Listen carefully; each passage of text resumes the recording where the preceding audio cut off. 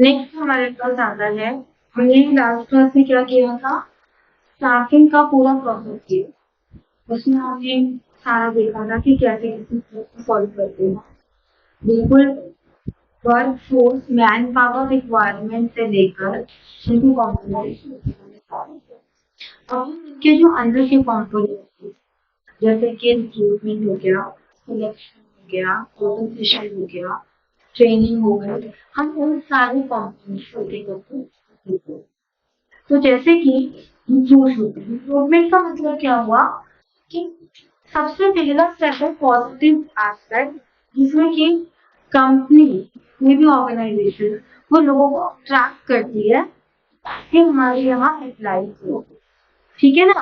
तो रिक्रूटमेंट की डेफिनेशन एक बार लिख लो, that it refers to the process of it refers to the process of finding possible candidates finding possible candidates for a job,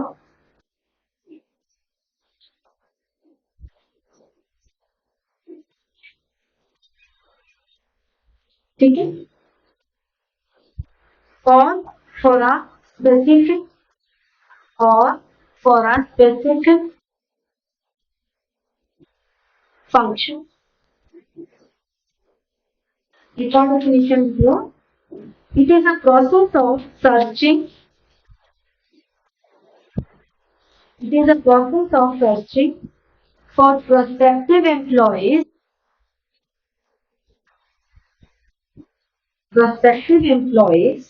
and stimulating them. It is a process of searching for prospective employees and stimulating them to apply for jobs in an organization. Stimulating them to apply for jobs in an organization.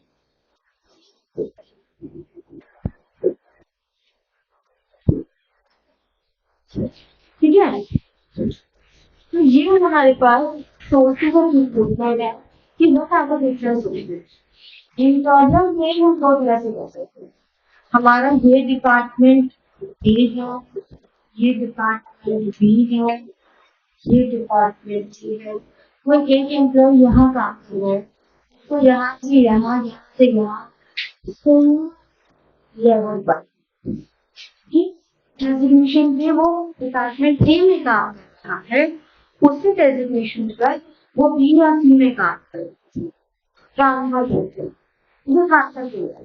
कि transfer कई बार बहुत motivation का भी काम करता है, जैसे कि फटी मोटिवेशन, जैसे कि ऐसे कहा जाता है कि किसी किसी डिपार्टमेंट में अगर किसी एम्प्लॉय को पनिश करना हो तो उसे हार्ड पोजीशन देकर हार्ड प्लेसमेंट देकर वहाँ की रातों को दे दो, और कोई अच्छा एम्प्लॉय हो तो उसे बड़ी फीस दी जाती है। जैसे कि कहा जाता है कि अगर मान लो बिल्कुल साउथ में भेज दिया या किसी रिमोट एरिया में भेज दिया, रूरल में भेज दिया, तो हम क्या कहेंगे कि अरे रूरल में भेज दिया, वहाँ पे सारी एम्यूनिटीज नहीं है, तो वो हार्ड पोस्टिंग, ठीक है। और किसी को अच्छे मेट्रोपॉलिटन में भेज दिया तो वो गुड पोस्टिंग हो गई। लेकिन यहाँ वो क्राइटेरिया नहीं है कि रूरल हमेशा बुरा है और अर्बन हमेशा अच्छा है। हो सकता है कोई रूरल एरिया से ही उसी एरिया से बिलोंग करता हो, उसकी फैमिली वही रहती हो, वो चाहता ही हो कि मुझे एंट्री मिल जाए, अच्छा ही हो गया, ठीक है ना। तो मोटिवेशन भी कम हो गया और डिमोटिवेशन उसको शादी कर दिया। तो बात ये है कि ट्रांसफर बहुत तरह की एम्प्लॉयज की एक तरह का नॉन फाइनेंशियल इंसेंटिव या नॉन फाइनेंशियल पनिशमेंट, ये ट्रेनिंग टूल के जैसे काम कर रहा है। ट्रेनिंग टूल के जैसा है, जैसे कि चीफ एम्प्लॉय है, यहाँ पर मार्केटिंग का डिपार्टमेंट है, ये फाइनेंस का डिपार्टमेंट है, ये प्रोडक्शन का डिपार्टमेंट है। उसको हर डिपार्टमेंट में कुछ कुछ लेना काम, उसे 3 साल यहाँ किया, 3 साल यहाँ किया, 3 साल यहाँ किया, एक ना टाइम उसको हर डिपार्टमेंट की पूरी एक्सपीरियंस होती है। तो हो सकता है कि प्रमोशन लेने की बारी आएगी या डिसेंट्रलाइजेशन करने का टाइम आएगा, तो उस एम्प्लॉय को प्रेफरेंस मिले क्योंकि उसने काफी सारी जगह का काम किया हुआ है, उससे नॉलेज है। कहते हैं हाथ हाथ का पानी पिया, तो वो हाथ हाथ का पानी पिया हुआ का मतलब यही हुआ कि उसने बहुत सारी जगह, बहुत सारे डिपार्टमेंट का नॉलेज गेन किया। तो इसलिए हमें कहते हैं chances are good as well as bad. हम ये नहीं कह सकते कि अच्छा ही है हो रही है। ऑर्गेनाइजेशन के पॉइंट ऑफ व्यू से भी अच्छा भी है, और कई बार ऑर्गेनाइजेशन रेगुलर ट्रांसफर करते रहने से कई बार कोई एम्प्लॉय कहीं भी नुकसान हो जाता है, वो कहीं पे टिके नहीं पाता। एक जैसे गवर्नमेंट जॉब्स में तो बहुत होता है, तुमने न्यूज़पेपर में कभी सुना पढ़ा हो, किसी एरिया में इकट्ठा है सब काम कर रहे हैं, तो वहाँ के पॉलिटिकल वो एक कोई आईएएस ऑफिसर थे, उनके टोटल 24 ईयर्स की जॉब उनकी हुई है, सिर्फ उनकी 53 ट्रांसफर, मतलब एक साल भी हुई थी ऑन एन एवरेज। तो फिर ट्रांसफर क्यों, क्योंकि वो हार्डवेयर तो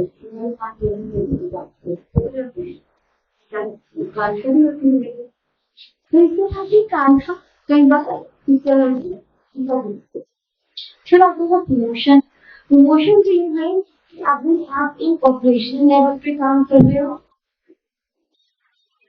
फिर आपको मिडिल लेवल पे, फिर आपको टॉप लेवल पे, इस तरह से आपका लेवल ऑफ मैनेजमेंट चेंज हो रहा है। हो सकता है कोई एक ऑपरेशन लेवल के नीचे एक वर्कर हो और उसको प्रमोशन देके यहाँ मिल गया है। तो ये जो हमारा प्रमोशन है, प्रमोशन एक लेवल नॉन फाइनेंशियल इंसेंटिव ही है, बिकॉज यहाँ पे प्रमोशन देखिए एम्प्लॉय की जो सेटिस्फेक्शन है, जो जॉब सेटिस्फेक्शन है, वो उसे मिल रहा है, उसको एक मोटिवेशन मिल रहा है, ठीक है ना। तो ये उसके नॉन फाइनेंशियल इंसेंटिव है। प्रमोशन के फायदे ये होते हैं कि ऑर्गेनाइजेशन को अपने आप ही अपने यहाँ के किए हुए काम जो अपर लेवल पे जाते हैं, तो उस ऑर्गेनाइजेशन की पूरी नॉलेज है, तो उनके लिए आसान होता है ऑर्गेनाइजेशन की पॉलिसी को इम्प्लीमेंट करना।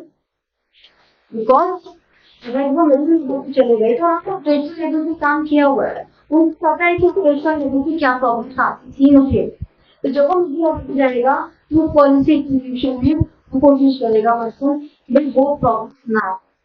In the same way, that person is goes to the top of the management, and that person knows what difficulties they face at the time of operational level management, what difficulties they face in level management at the time of execution, while at the time of policy making, so they consider these things. So, promotion equals to organization की resources को better channelize करने की इनको रहेगा। ये तो हमारे खुद के इम्प्लॉय भी है, एक्सटर्नल करके बाहर के इम्प्लॉय, डायरेक्ट रिक्रूटमेंट, कि जिस direct recruitment general direct recruitment हमेशा फैक्ट्री लेवल पर होती है। फैक्ट्री लेवल पर कैसे, जैसे कि आप आओ कुछ दिन काम करा अभी चले एक प्रोजेक्ट आया उसके लिए कुछ दिन काम करा, ठीक है, डायरेक्ट उसमें कोई क्रिएटर नहीं है, कुछ नहीं, आपने किसी चैनलाइज नहीं किया, आप डायरेक्ट उस कंपनी में गए, हाँ कोई रेफरेंस नहीं, कुछ नहीं है।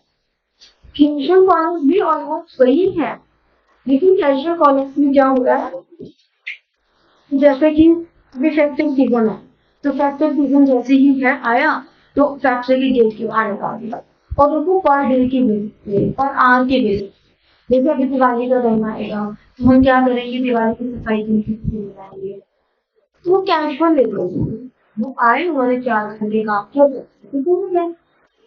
तो वो हमारे लिए कैजुअल कॉलेज है।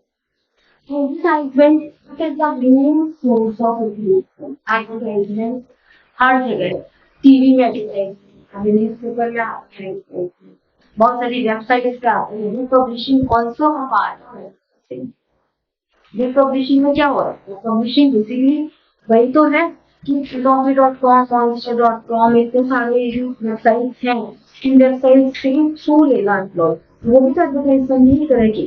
तो एडवर्टाइजमेंट में न्यूज़पेपर में एडवर्टाइजमेंट आ रहा है, टीवी में भी आ रहा है, सब जगह एडवर्टाइजमेंट लगा दिए जाना कि रिक्रूटमेंट है, वो सब हमारी हैबिट है। ठीक है, अगर किसी शॉप के बाहर लिखा है हेल्पर रिक्वायर्ड, तो वो इन तीनों में से किसी है कैशो वर्क से आएगा तो आपको हेल्थ कितनी लेनी चाहिए, लेकिन आपको कुछ ज्यादा दिन के लिए चाहिए तो ज्यादा जाएगा। बहुत ही माइन्यूट डिफरेंस है, इन सब में ज्यादा डिफरेंस नहीं होगा।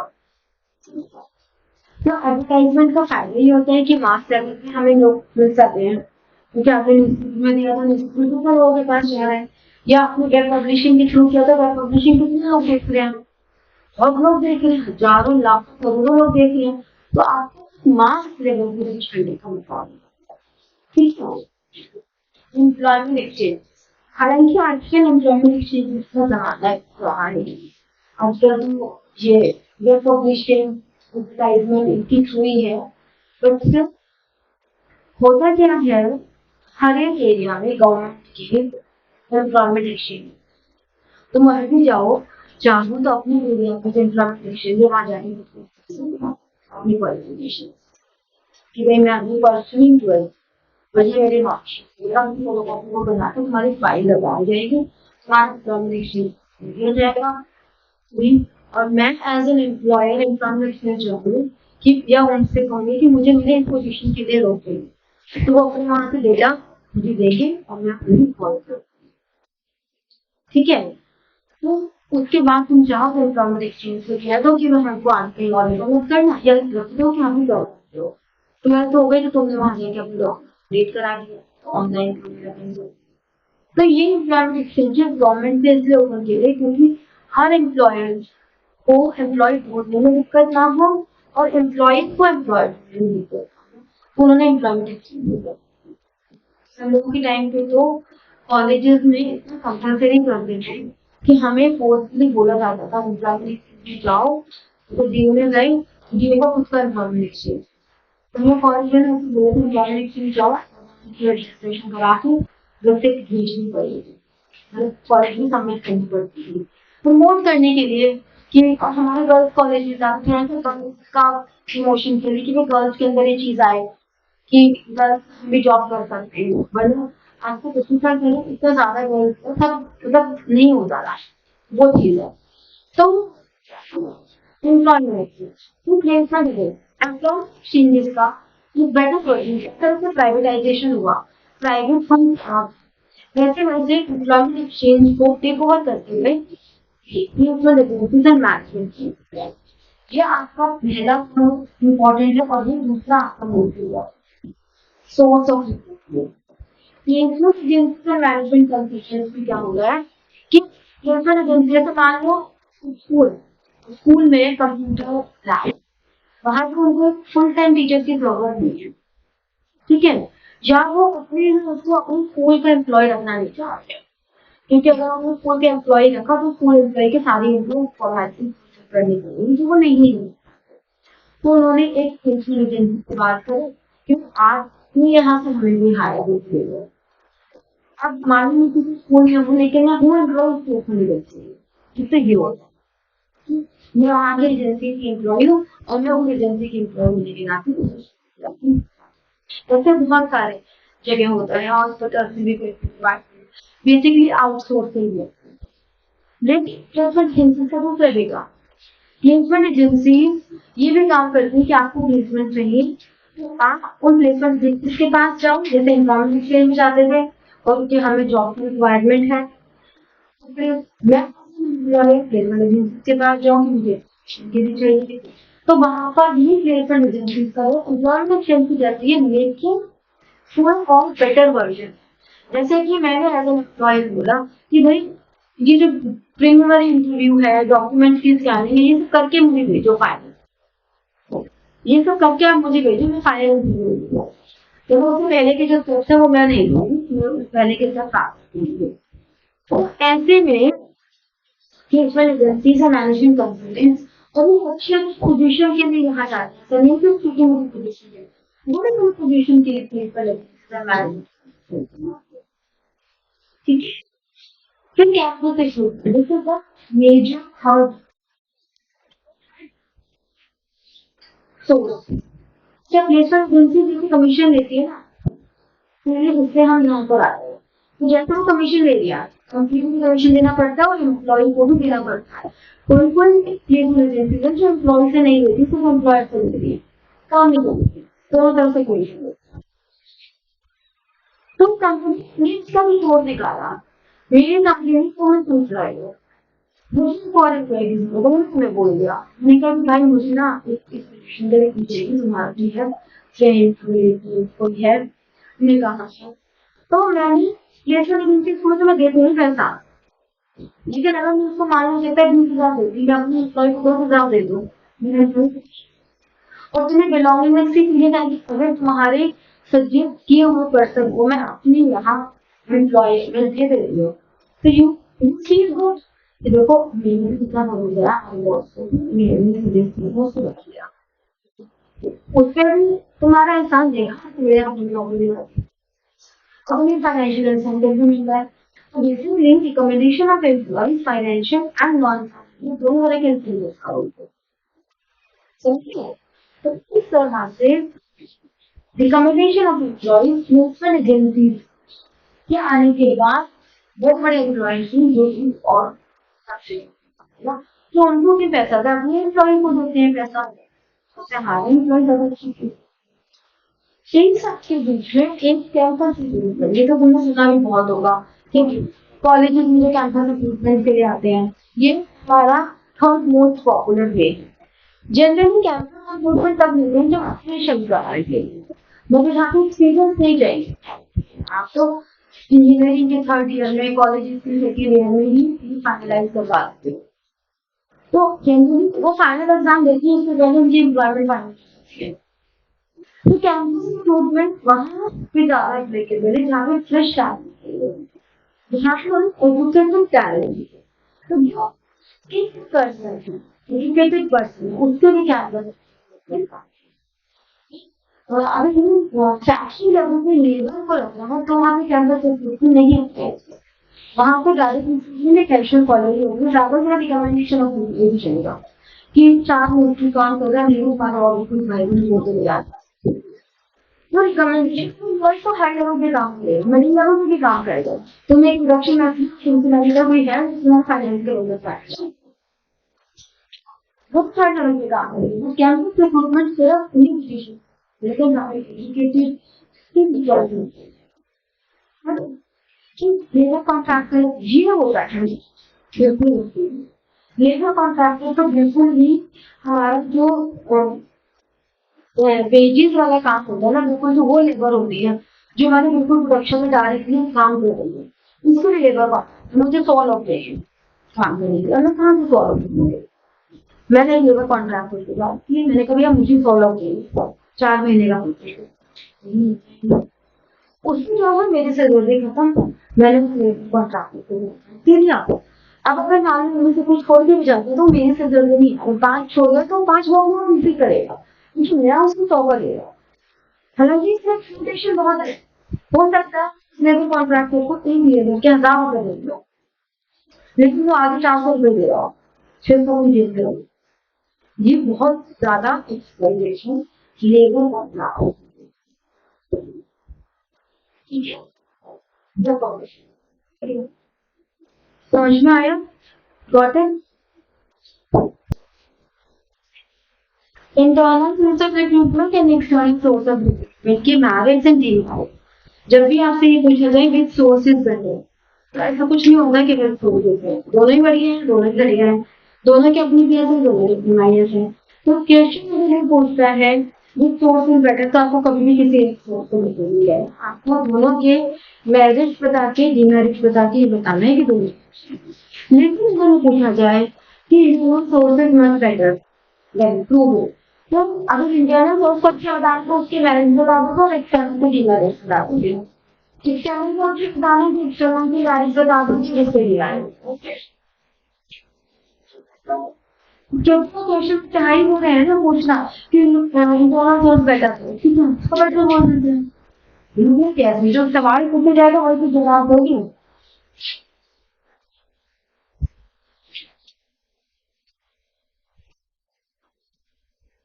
Project में ये employees are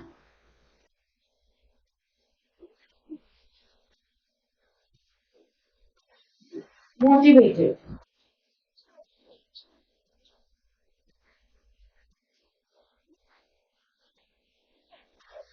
Simplifies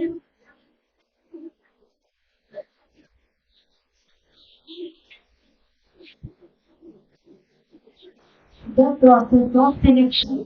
जो सिलेक्शन प्रोसेस है उसे ही बहुत सिंप्लीफाई कर देते हैं क्योंकि उनको बहुत सारे स्टेप्स को फॉलो ही नहीं करनी पड़ती।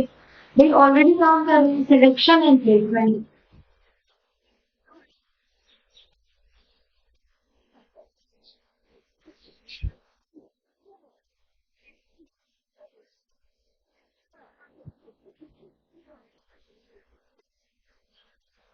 Transfer you as tool of transfer use as a tool of training. So good morning.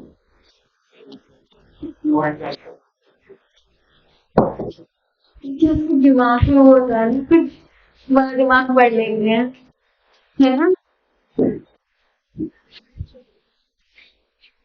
तो कोई भी हो नहीं है।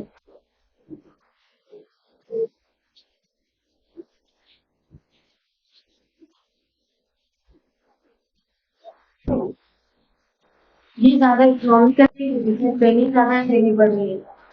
पहले से ही कुछ नहीं होता।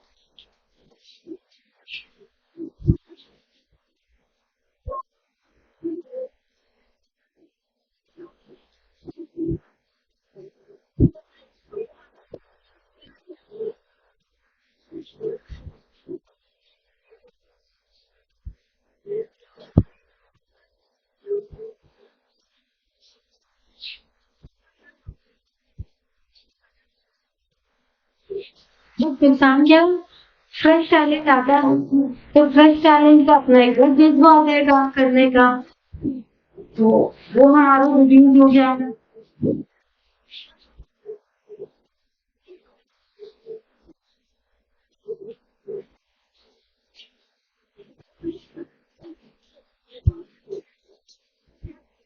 lethargic alert मुझे तुमका lethargic है। lethargic आलसी मतलब वो एम्प्लॉय जो है वो lethargic हो जाते हैं उनके अंदर ही होता है प्रमोशन तो मिलना ही है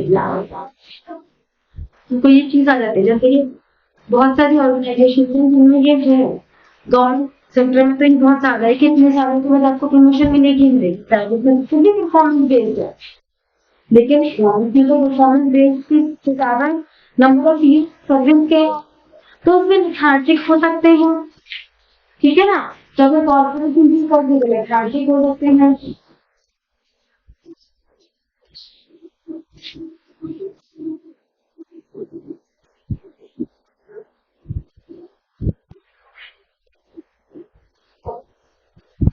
जितने भी पोस्ट है सबके लिए हम इंटरनल पोस्ट नहीं कर सकते। कभी तो बात से भी करना ही पड़ेगा। इंस्पेक्शन करोगे या आपको कोई एम्प्लॉय है ही नहीं या आपको डॉक्यूमेंट चाहिए तो सारी पोस्ट नहीं करेगी।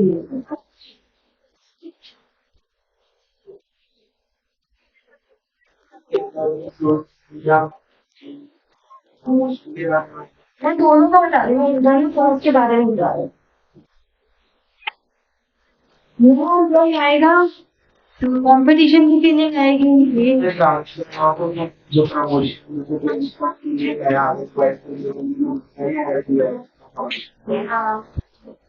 की मैरिज की मैरिज अब कंपटीशन की शुरू खत्म हो जाती है। नए एम्प्लॉयज आएंगे बाहर से भी हो जाएंगे थोड़ा सा कि रिजल्ट को क्या निकाल रहे हैं हम वही पता क्या वेब करके दिखाते हैं। लेकिन बाहर से कोई आएगा आपका तो भाई भाई भाई भाई मिल जाते हैं भाई भाई में खेल जाते हैं।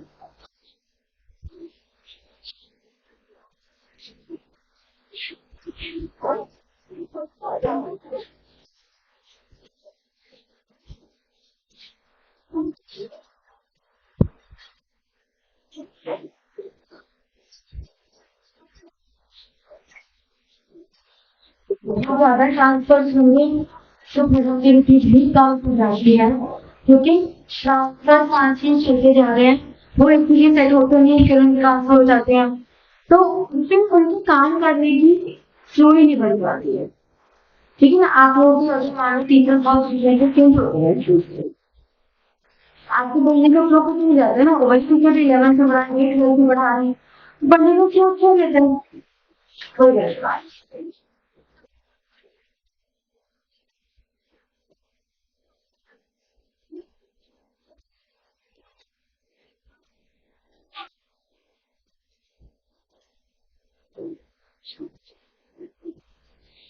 ठीक है, टूल में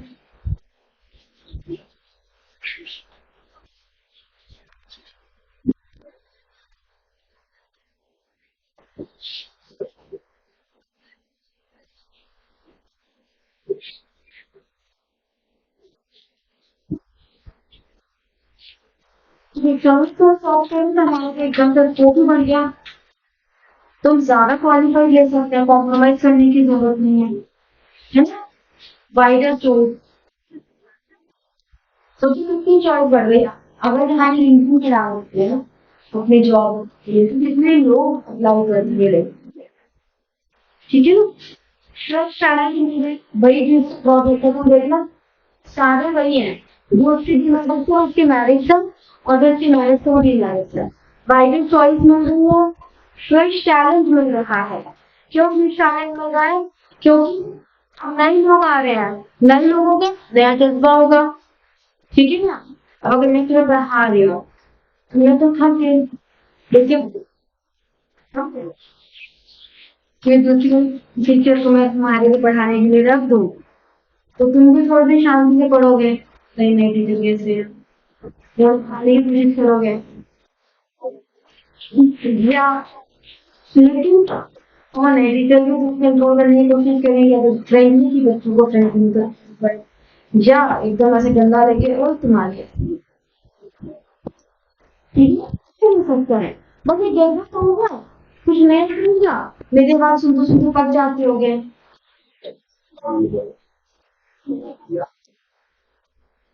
मेरे में दिमाग में घुस जाते हैं।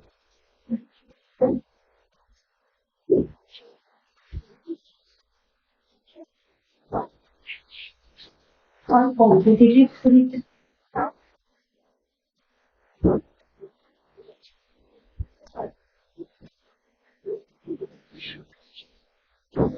नुकसान क्या है, जो अभी इसमें पॉइंट बोला कि नई प्रिंसिपल को लेकर तो वाइस प्रिंसिपल को खराब हो सकती है, डिससैटिस्फैक्शन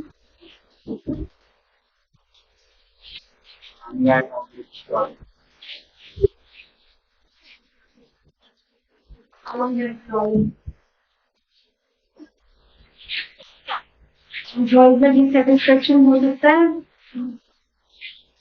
लर्निंग प्रोसेस भी होगा, क्योंकि आपको पूरा प्रोसेस फॉलो करना पड़ेगा, आपको बिल्कुल स्टार्टिंग से एप्लीकेशन के एडवर्टाइजमेंट देने से लेकर उनकी प्राइमरी स्क्रीनिंग, उनका test, interview, reference check, medical, सब कुछ करना पड़ेगा, और इसके लिए कॉस्टली प्रोसेस भी होगा,